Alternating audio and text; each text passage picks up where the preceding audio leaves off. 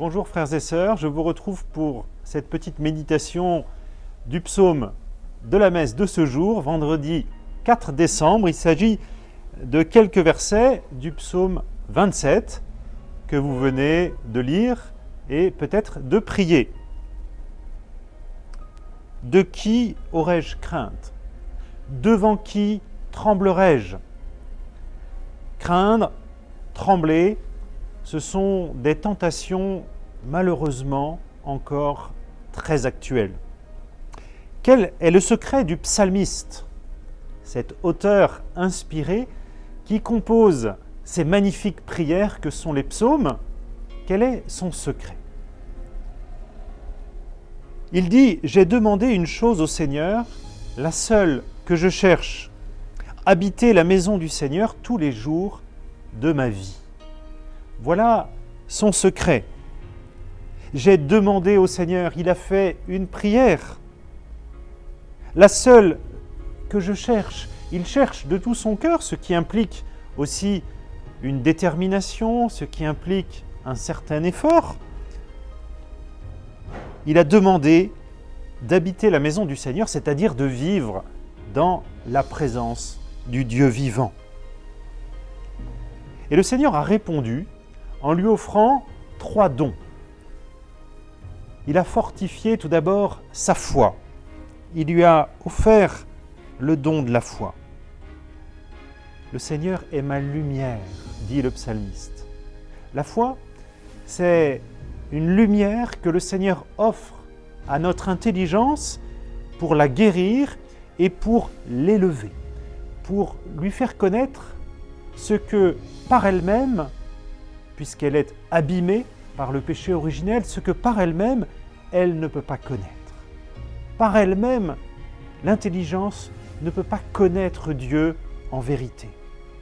Mais le Seigneur nous offre ce don de la foi qui est d'abord une lumière, nous permettant d'accueillir les vérités que le Seigneur nous offre dans sa parole, les vérités révélées, et qui nous permet, si nous y adhérons, si nous accueillons cette lumière, de rentrer réellement en contact avec lui. Lumière sur le Dieu fidèle, sur le Dieu présent, sur le Dieu bienveillant qui nous accompagne. Lumière sur le don de la vie.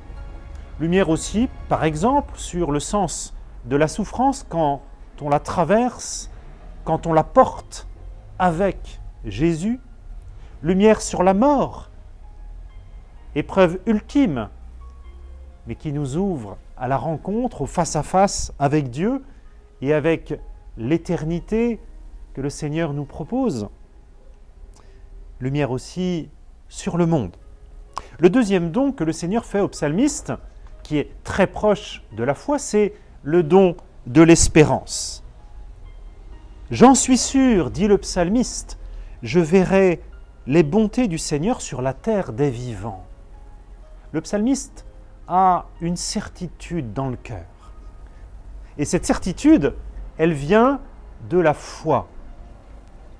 La lettre aux Hébreux, au chapitre 11, verset 1, nous dit que la foi est la preuve des réalités qu'on ne voit pas, la garantie des biens que l'on espère. La foi est une certitude et le psalmiste est assuré de voir les bontés, la fidélité du Seigneur dès cette vie. Certes, à travers l'obscurité de la foi, à travers les épreuves quotidiennes, mais il a cette certitude dans le cœur.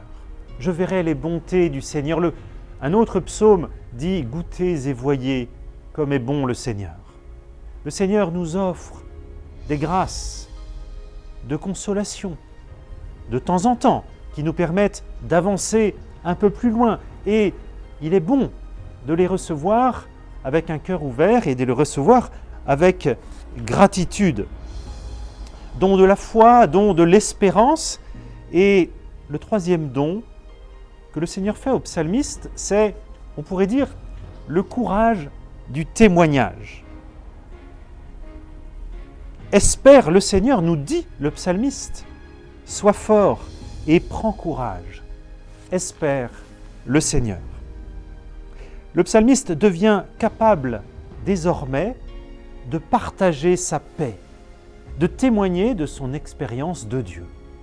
Il a accueilli le don de la foi, il est affermi dans l'espérance, il sait que le Seigneur sera avec lui demain. Il peut fortifier son prochain en lui disant « Sois fort et prends courage ». Il peut partager sa paix. Je pense à un très grand saint orthodoxe du XIXe siècle, un saint russe, saint Séraphime de Sarov, qui disait « Trouve la paix et des milliers autour de toi la trouveront ». Je ne sais pas si je partagerai la paix que le Seigneur m'offre à des milliers, mais au moins à mon prochain. Je vous dis à très bientôt et je vous souhaite une bonne journée.